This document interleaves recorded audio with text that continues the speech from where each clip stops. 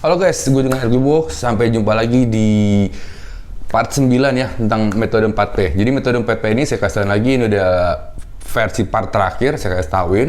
Ini adalah metode 4P sembuh dari anxiety dan dyspepsia, cuman dirangkum dengan cara yang dimampetin gitu loh ya. Kalau mau cara detailnya bisa di step by step ya, di playlist step by stepku di YouTube. Jadi step by step dari part 1 sampai part 25. Ini sekarang saya kompres menjadi 9 part.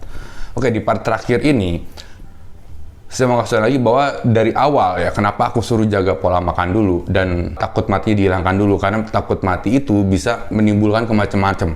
Bisa jadi takut bekerja, takut keluar rumah, takut di rumah aja ngerasa sakit dia takut gitu. Jadi istilah takut kematian dihilangkan dulu, habis itu kita jaga pola makan dan pola hidup. Kenapa? Karena di situ kebanyakan kalian kumatnya di situ. Kalau kamu belum kerjain yang pola hidup dan pola makan, kamu mungkin nggak ngerti ya kalau aku ngomong ini. Tapi bagi yang sudah mengikuti video ini, pasti sudah ngerti. Mereka sudah tahu yang mana kumat dari lambung dan yang mana kumat dari anxiety. Dan kebanyakan kumat dari lambung. Ya, oke. Jadi jika itu sudah diminimalisir, baru kita sikat di pola otaknya, pola pikirnya. Ya. Kenapa begitu? Agar kamu sendiri tahu. Kalau kita langsung sikat pola pikirnya, kamu nggak tahu. Ntar kamu pikir, ini dari pola pikir gue, Rick, gitu. Padahal enggak. Padahal kamu telat makan, lambung kamu kumat. Sih, di situ bedanya. Jadi kalau kamu langsung lompat ke pola pikir, itu makanya saya bilang nggak bisa. Terus kedua, kamu tidak akan belajar disiplin cara mengendalikan hidup kamu per hari. Karena di pola hidup kan saya kasih tahu ada PR-nya ya, harus begini per hari. Dan pola makan pun ada PR-nya, kamu harus sadar sama apa yang kamu makan. Itu latihan-latihan seperti itu yang ngebikin kamu bisa disiplin. Per hari kamu ngapain aja dan kamu sadar makanan apa yang kamu makan. Di yang pola pikir baru nanti kamu akan sadar pikiran apa aja yang keluar di sini, kamu bisa sadari hal itu dan kamu bisa ngebikin gimana caranya biar nggak mikir itu lagi. Atau gimana caranya merubah pola yang berpikir anxiety, berubah dari A menjadi B. Menjadi yang tadinya takut menjadi nggak takut. Gitu. Nah dari situ kamu akan ketemu pola sifat. Pola sifat itu dimana yang nanti mengganjel kenapa pola pikir kamu nggak bisa berubah, karena dia ada ganjel gini ke sifat kamu, which is kamu harus merubah sifat kamu di situ. Oke, jika kamu sudah mengerjakan itu, berarti sekarang kamu masuk ke tipe akhir, yaitu kamu harus keluar rumah. Disebutnya self exposure terapi, karena dengan itu anxiety kamu bisa sembuh. Oke, ingat. Balik lagi, jika lambung sudah tidak ada masalah, tubuh tidak ada masalah, berarti jika masih ada anxiety yang keluar, itu berarti dari pikiran kamu, atau dari trauma, atau dari kamu mikir hal yang belum terjadi. Nah, itu mesti diselesaikan dengan cara exposure terapi. Jika bagi kamu yang takut keluar rumah, sekarang coba keluar rumah. Kamu takut ke mall, silakan ke mall. Kamu takut ngomong depan umum, silakan ngomong depan umum. Takut bersosialisasi, silakan kenalan sama orang sebanyak-banyaknya. Dan di video yang sebelum ini saya udah kasih tauin gimana caranya kalau kumat itu mesti ngapain. Tekniknya bagaimana di part 8 udah dikasih tauin. Terus selama pola makan dijaga, aku rasa kumatnya nggak akan parah di luar.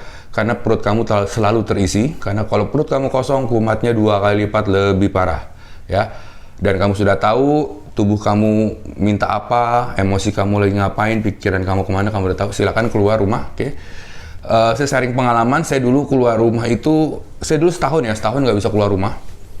Beneran nggak bisa keluar rumah setahun. Akhirnya saya coba keluar jalanan, jadi pagar saya keluar jalanan rumah, itu udah sampai gemeteran, ketakutan, kayak langit pengen jatuh gitu ya. Dan itu saya akhirnya bisa jalan-jalan, ini rumah saya ini jalannya gitu ya. Bisa jalan sini bolak-balik gitu, itu seminggu baru bisa. Ya, habis itu saya coba ke belakang rumah, jadi coba ngiterin blok, baru bisa. Habis itu minggu kedua saya baru ke masjid, dan itu nggak hanya sholat Jumat, cuman sholat asar, sholat maghrib saya ke masjid gitu. Itu lebih lama lagi latihannya, mungkin sebulanan, karena di situ banyak ketemu tetangga-tetangga juga, teman-teman juga. Belum lagi di depan masjid tuh ada kayak warteg gitu, di situ banyak yang nongkrong, jadi ya gitulah, nongkrong bareng lagi itu sebulanan 2 bulanan lah gitu guys ya. Habis itu saya udah bisa di lingkungan saya keluar ke Indomaret, ke Alfamidi. Itu juga sebulanan lagi, which is itu lingkungan yang saya nggak kenal gitu ya. Saya di sana nggak ngapa-ngapain, hanya di parkiran atau pinggir jalan, cuma diri aja begitu ngeliatin mobil lewat. Sekitar sejam balik lagi ke rumah. Itu saya lakukan sebulanan lebih juga. Habis itu saya belajar lagi ke mall, nongkrong di mall atau ngapa-ngapain di mall sendirian sama temen, kadang sendirian cuman Waktu itu masih ada 21, nonton 21, gue sendirian doang untuk 21, makan sendirian hanya untuk ngetes berani atau enggak. Which is itu perjalanan yang panjang guys, dan itu memang mesti kamu lakuin. Dan saya juga sempet untuk ngetes juga gitu ya, saya ke kafe hanya untuk ngetes saya bisa nggak nyanyi depan umum. Dan itu sudah berapa kali saya lakuin, udah nggak masalah. Walaupun yang pertama agak gugup, yang kedua, ketiga udah nggak masalah. Sampai terakhir saya takut keramaian, dulu saya takut keramaian. Saya latihan nonton konser Glenn Fredly dulu 2014-an, ngajak cewek saya. Terus yang kedua saya nonton Kahitna sendirian. Terakhir nonton Slank ya, Slank itu pada bawa bendera lah, kayu tinggi lah, itu udah mata udah gitulah. Cuman at least aku bisa ngelakuin, bisa ngelewatin, dan sekarang bisa kemana-mana. Cuman bagi kamu yang masih mikir kenapa Rick di YouTube lo ada video penelusuran, karena memang gue masih takut sama begituan. Makanya gue masih mencoba untuk ke tempat-tempat yang horor agar sampai gue berani. Itulah poin dari exposure terapi ya. Jadi dimana yang kamu takut kamu lakuin.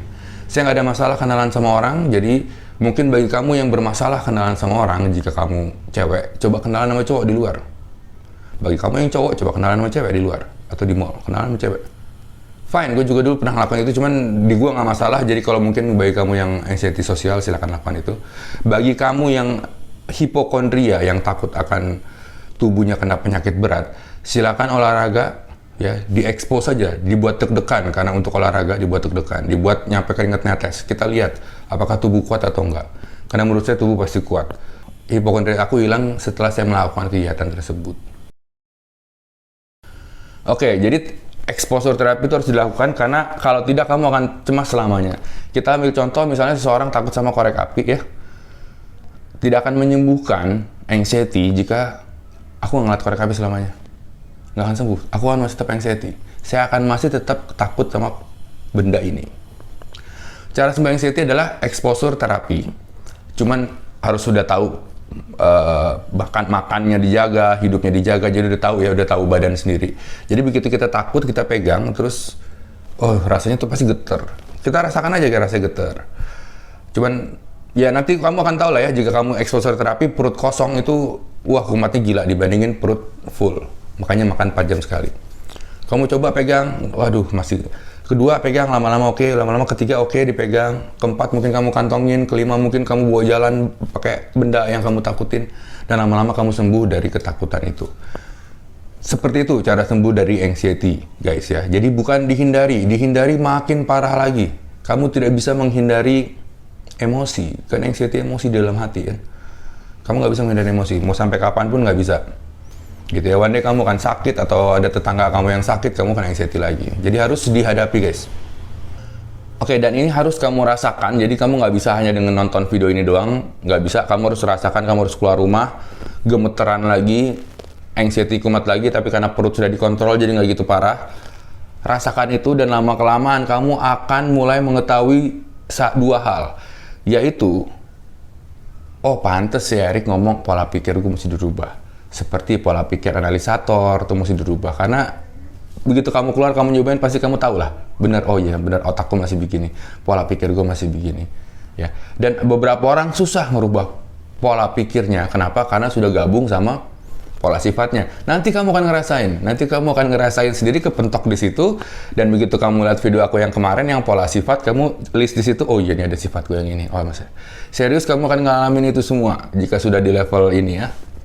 Oke, dan kamu juga akan mengetahui, mempelajari sendiri bahwa kapanpun anxiety itu datang, itu disayangin, diterima bahwa itu adalah bagian dari kamu, bagian dari sifat kamu. Kalau kamu mencoba untuk jangan nyampe ada anxiety, itu malah tambah parah, dia malah tambah membesar, atau dia malah tambah menakutkan, dan kamu seumur hidup kamu akan berusaha untuk menghindari rasa itu. Sedangkan ini adalah perasaan, which is nggak apa-apa, ini hanya perasaan seperti rasa sedih atau rasa marah. Udah, jadi diterima aja. Gue lagi cemas, terima aja. Nanti kamu akan belajar itu sendiri ketika kamu sudah belajar keluar rumah guys ya. Oke, ini part terakhir, saya mau ngasih itu aja. Selamat mencoba keluar rumah. Dan by the way, saya ada satu diagram ya, contoh kenapa saya nggak sembuh-sembuh zaman dulu adalah begini. Ketika anxiety kumat, yang saya lakukan dulu, atau anxiety kumat, saya bukan menghadapi, tapi saya malah menghindari. Jangan sampai kumat dong, jangan sampai kumat.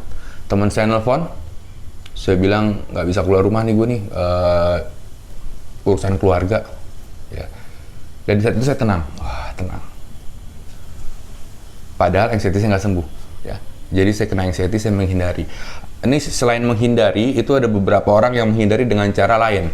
Seperti misalnya dia datang ke sebuah pesta, dia anxiety sosial, dia datang ke sebuah pesta, dia nggak ngobrol sama orang pesta, dia cuma di pojokan main handphone. Itu menghindari sebetulnya. Atau ada orang yang mungkin minum alkohol dulu, baru dia bisa ngobrol sama orang. Itu sama aja, dia bikin dirinya mabok agar bisa ngobrol sama orang, agar menghindari rasa tidak nyaman saat ngobrol sama orang. Which is itu sama-sama menghindari, cuman beda caranya, tapi sama-sama menghindari. Oke, balik lagi ke diagram ini. Dari anxiety, saya menghindari. Habis menghindari, saya mendapatkan rasa tenang sesaat, tenang sejenak. Jadi ketika saya bilang, wah gue nggak bisa keluar nih besok. Oke deh bro, itu rasanya kayak tenang banget. Kayak saya terhindar dari mara bahaya guys. Gitu. Padahal, itu ngebikin anxiety jangka panjang. Anxiety jangka panjang adalah ketika saya punya pikiran bahwa ini kok gue nggak keluar rumah ya, nanti teman-teman gue gimana, nanti gue nggak punya teman, ketemu orang aja gue takut, nanti pacaran gue nggak bisa, kalau pacaran nggak bisa gue nggak punya keluarga, gue nggak bisa punya rumah sendiri, gue nggak bisa punya keturunan. Wah, itu menambah anxiety gue tambah parah lagi. Dan by the way, selama gue menghindari itu, otak gue nggak pernah, atau badan gue nggak pernah untuk belajar embrace anxiety gitu, belajar untuk menerima anxiety, ya. Karena begitu rasa itu datang, gue kabur. Rasa itu datang, gue kabur. Nggak pernah belajar. Begitu gue hadapin, itu kayak badan gue belajar bahwa, oh ini rasa cemas. Gue rasain rasa cemas, oh ini. Oh iya, sama kayak rasa sedih ya. Sedikit-sedikit rasa sedih, antara rasa sedih sama rasa marah lah. Rasa sedih karena ganjilnya di sini sama, rasa marah karena ada tremornya. Oh sama nih, gitu. Sama ada rasa takut itu yang bikin deg-degan. Itu kan nonton film horor. Wah, kamu akan ngerasa sendiri deh rasa itu ya. Dan jika kamu hadapin ya cuman gitu doang, itu hanya rasa sebetulnya. Jadi kayak kamu, oh dari dulu gue ngapain hindarin, tau gitu hadepin gitu. Begitu, cuman balik lagi nggak akan bisa kamu hadepin jika kamu nggak jaga 2P di awal, yaitu pola hidup dan pola makan. Gitu, karena seriously jika lambung kamu masih parah, kamu coba keluar rumah, itu rasanya parah 2 kali lipat. Gitu, dan kamu masih bingung nih dari lambung atau dari anxiety, lambung atau anxiety. Oke, gitu guys, sekian dari gua ya. Kebagi kamu yang masih pengen tahu ini cara sembuh Erik Wibowo nih gimana nih, nah itu bisa di step by step, atau di buku aku ada 3 buku aku, atau di video step by step lah, itu lebih lengkap lah, 1 sampai 25 itu termasuk apa ya, trik-triknya, trik-trik ngerubah pola pikir, trik-trik latihan keluar rumah, di situ lengkap semua di step by step. Oke guys, gue dengan Erik Wibowo, semoga cepat sembuh. Jangan banyak ngeyel, jangan banyak males-malesan di rumah. Ingat, kapan ini sembuhnya adalah tergantung kamu. Jika kamu komitmen, cepat sembuh. Jika kamu hanya leha-leha tiduran di rumah, ambil nonton handphone, nggak jelas, semuanya lama. Oke, bye-bye.